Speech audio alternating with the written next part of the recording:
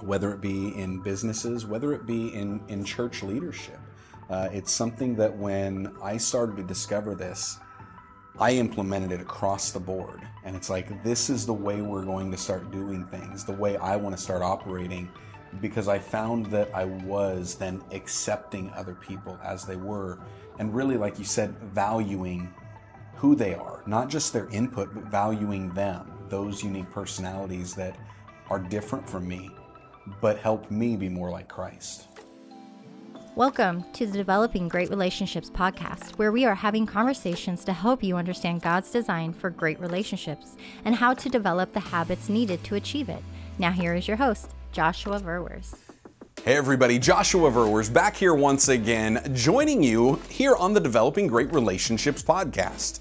We've spent the last several episodes talking about personality types and really how they can affect our relationships. And in today's episode, we want to give you a tool that we have kind of developed that we call the Decision-Making Z. It is going to help you have joint decision-making so that neither one of the spouses will feel rejected or neglected, but rather included in the process. And this isn't just something that works in marriages. This really can work in all of your relationships. So get ready, because this conversation starts right now. Well, we're back once again. We talked about how we were going to dive in on this episode with a process that we call the Decision-Making Z. It's really about, I don't know, for me, it's almost like making joint decisions. It's recognizing all of the ways that we perceive information and we make judgments based on that information. Yeah, it's that and really much more, Josh. Back at the very beginning, we were talking about the 16 types and the 8 mental functions. Mm-hmm. It brings those mental functions into focus. Yes. And so I am an extroverted intuitive, which means I'm an extrovert.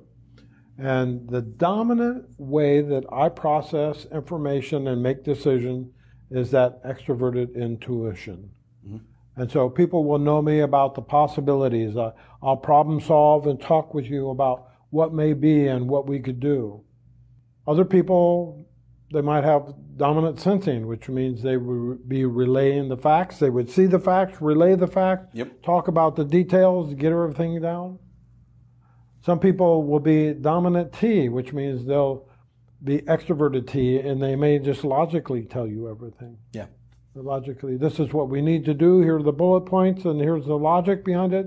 And some people may be dominant relationship. And so they'd be extroverted F, and so they'll talk about harmony. We must contact this person. This person can't do it, and they can't be there, and so we have to move the time, and so we're trying to satisfy everyone, and we're articulating that. Right. Then there's the introverted side of all those. Yeah. Introverted intuition, they're thinking about the possibilities. Mm-hmm. They may articulate them, but it's always going on in their head. The introverted sensing person is thinking about all the facts of the things that have happened, often just the past. And introverted thinking is thinking about the logic and their functioning their life on those logical decisions. Right. And the introverted feeling person is thinking about those relationships, and they're processing the harmony, and they're thinking about, I don't want to hurt people. I want things to be okay. Yeah, yeah. So each one of these is one of those 8 mental processes, mental functions, they're called sometimes. And so when we go to make a decision in a marriage, a big decision, let's say, honey, we need to buy a car. This one's going to blow up. Yep.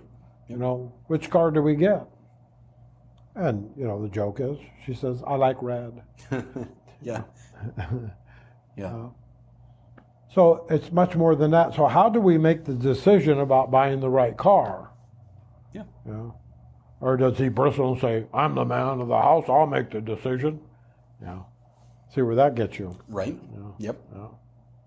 Yeah, and that example of the cars, my wife and I, we've been on both sides where I made all the decisions for buying a vehicle and she's made all the decisions of buying a vehicle. And there were issues with both of those. Well, sure.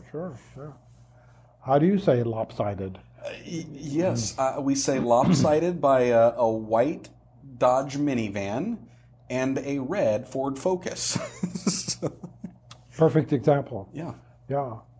So the decision-making Z, it's called, is a method by which couples, organizations, groups of people can make a decision using all of the mental functions to give you the possibility of the best decision with the least amount of error. Yeah. And it's decision-making Z because if you lay it out, it makes a Z: sensing, intuition, thinking, feeling. Correct. Yeah.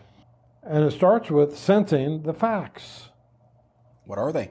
Yeah, the facts. And so if one of you is a sensing individual, and one of you may be a dominant sensing individual, your main way of functioning is sensing, then you will be very good and very adept at listing the facts. The facts are, we need a car. Yep. The facts are, we have this much money. Yep. The facts are, we have a family of 6. Yep. The facts are, these are the cars that support this household of individuals. And so you would lay those things out. Then over to intuition, the possibilities. Given these facts, what are the possible cars that we can be looking at? Yeah. Here's our price range, here's the facts. We stay within those facts so that we don't make an airhead decision. We stay within the facts of reality, and these are the possibilities. Because if we get outside of the facts, I mean, we're not looking at cars. We could be looking at school buses or hovercrafts or helicopters. Yeah, or parachutes. Yeah, anything that would get us from point A to point B. That's right. And then you go down to the logic. What gives us the best outcome, given the automobiles, given their consumer reports, given the gas mileage, given how long they last, all the other things. Will it fit in the garage? All the stuff, you know. Is it easy for your spouse to drive it? Are you able to drive it? Does it fit everybody in the family? I mean, so logically, what's the best outcome? Right. Then after you have that selection of good possible outcomes, you get down to what works for everybody. Now here's an important part, is to back up to that logic portion. When we're coming up and using the logic based on the facts, based on the possibilities, we're narrowing it down, we're winnowing the field, but we're not making the final decision there. That is correct. You go from the facts to the possibilities to what logically makes sense, down to what works for everybody. Right. What's our short list of the cars that will make everybody happy? Yeah. Then you repeat. You go back up to the facts again. Here's our short list.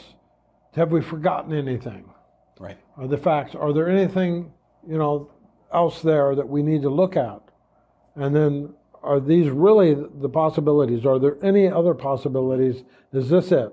And then, are we sure that this works? Does it give a good outcome? And which one works? And then you're going to have a short list. Right. And then it'll get down to, what people like, don't like, and more of that emotional stuff that connect people with an automobile. Yeah. But the car will contain the facts necessary, be part of your range of possibilities, it will give you a good outcome, and so it works. So you get corporations to do that, and so you have the bean counters tell you about the facts. Mm-hmm. These are the facts. The engineers tell you it takes this long. This is what we've got to do. And then you look at your organizational, operational officers, and they say, well, those are our possibilities. Then, based on the facts, we can do this, and this, or this, this, and this, this, and this. What really gives us the best outcome? What do we know will give us the best bottom line? Yeah. And out of that, will this work? How many people do we have to lay off? How many people do we have to hire? Do we have to retool? What works for our workforce, for our organization? What works? Right. And then repeat it again.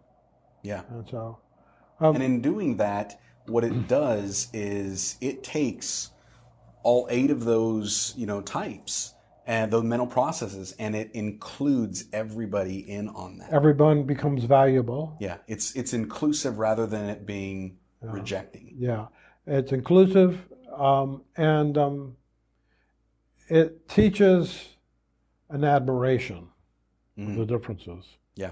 I never would have thought of that, people will say. Yeah. Boy, George, I just thought he was kind of an engineering airhead, that intuitive, but he really come up with some cool possibilities. Yeah. Yeah, and my wife and I, we did that recently with our last vehicle purchase. So we implemented this decision-making Z, because I kind of joke about, how do I, spell lopsided? Well, it was the white minivan.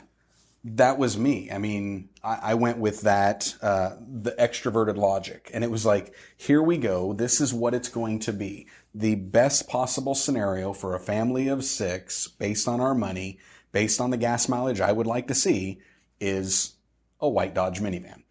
That was it. My wife, on the other hand, when she had done one, she didn't want to be a soccer mom driving a minivan. So she bought a little red Ford Focus. Or something like that. Maybe it was an Escort.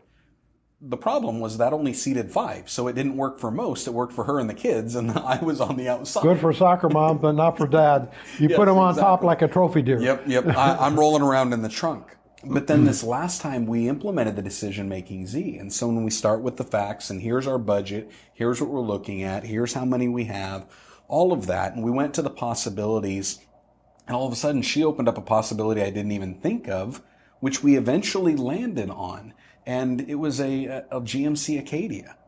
The thing when it came to what worked for most, and I hadn't thought about that, was here's her mom, who only had herself, but she's got a 7-passenger vehicle, and she wanted something small. Well, we were able to then buy that off of her, so then she had the money to buy something smaller. My logical personality would never think about helping my mother-in-law when I'm buying a vehicle for my family. But my wife, looking at it from the relational aspect, this is not just works for us, but it also works for her mom. And it's been a great vehicle for us. And it was a great compromise, so to speak, on that. But I have no problems with it. And she doesn't have any problems with it. It was one of those big purchases, big decisions that we had to make. But this decision-making Z process alleviated the friction point in our opposite dominant personality types. That's right. Because you keep focused on what you're trying to do, buy a good car. Right. And it's less about who is right, who is God. Oh, yeah. God's not in the room. He needs to be in the room. Right. Loving, caring for one another. There are probably a lot of ways that husband and wife can employ some information about personality with their children just so that they can feel accepted. Having them be part of a decision where they talk about things. Once they're old enough, probably over the age of 12, to understand some of this, include them in the conversation. Oh, that's good. And have them do part.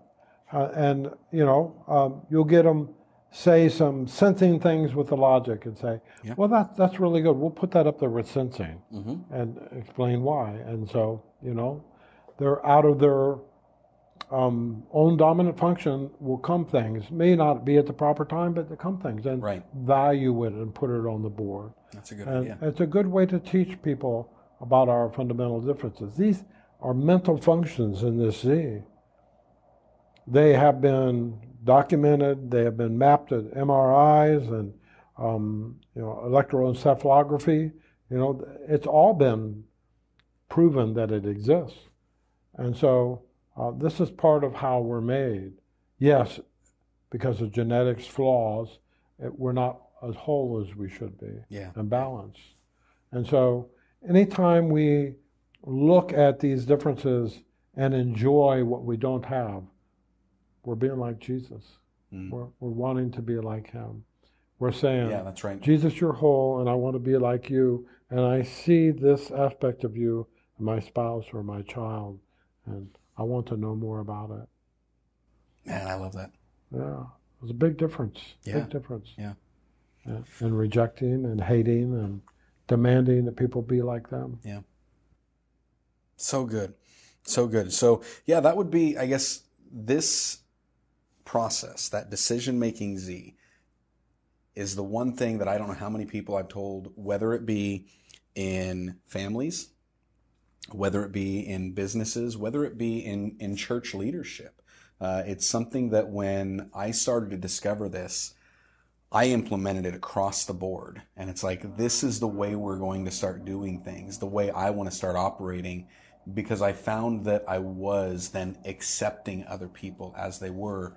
And really, like you said, valuing who they are, not just their input, but valuing them, those unique personalities that are different from me, but help me be more like Christ. So, Amen. Good stuff. Yeah.